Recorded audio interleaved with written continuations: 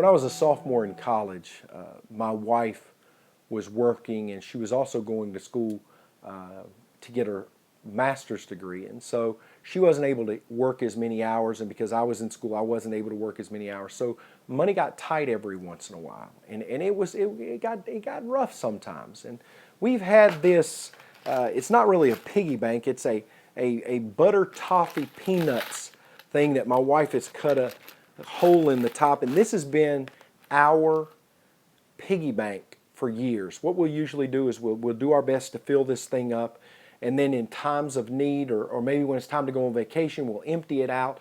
We'll have family time, and we'll all get together and wrap the coins. We'll take them to the bank, and we'll collect the $14 that they give us, however much it is.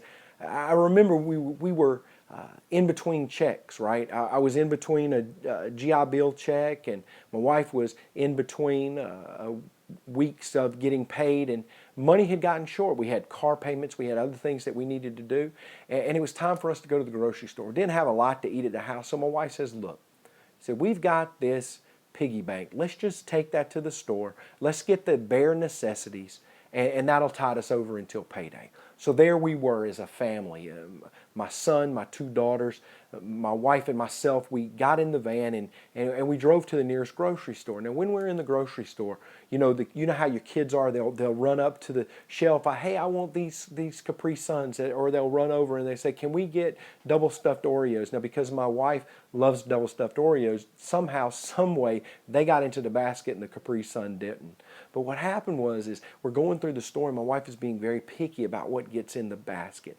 what gets in the basket for us to pay, because our finances looked as if they were limited. It looked like it was going to be a really bad situation. We didn't have any idea how much money was in this container, and so we get up to the cash register and we begin to put all of our stuff on the belt. And the woman starts scanning the items and bagging them up, and then we put them in the buggy. And then my wife comes up behind me and she takes this big thing full of change and she puts it on the conveyor belt. And so it comes up and the woman almost picks it up to scan it, right? So she could charge us for it. But then she saw that there was a hole cut in the top and she looked and she was like, what is this?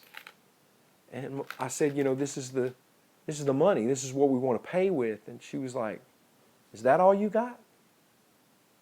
Really, that's what she said. She said, is that all you got? I was like, it's money. It spends the same way. She was like, fine.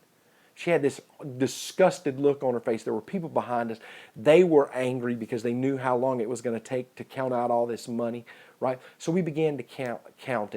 And the way that we did it is I just put my hand inside of the container, pulled out a handful, and we just spread it out and started, putting it in piles of $1 increments.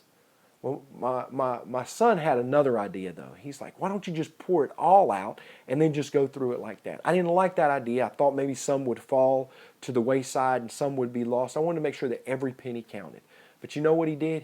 He came over to where we were. He unscrewed the top and he poured out all the money on the conveyor belt. And what do you know? There was something that didn't look like the rest of them. There was something green. It was a green piece of paper in the middle of all this junk, in the middle of all this just change.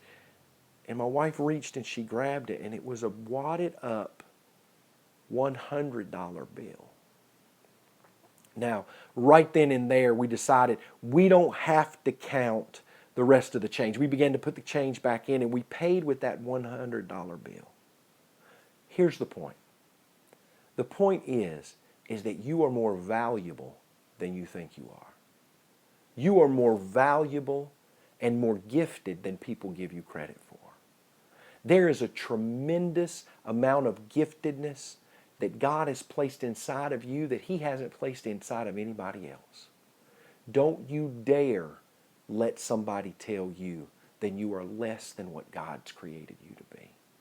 The Bible says that when God created the moon and the stars and the sun, that He spoke them into existence. He created a tree and said, let there be a tree, and there was a tree. He said, let there be a cheetah, and there was a cheetah. Let there be an elephant. Yeah, and there was an elephant. He created everything with just His mouth. But when He created Adam, the Bible says that He formed him with His hands out of the dust of the ground. And then He breathed the breath of life into Adam's nostrils.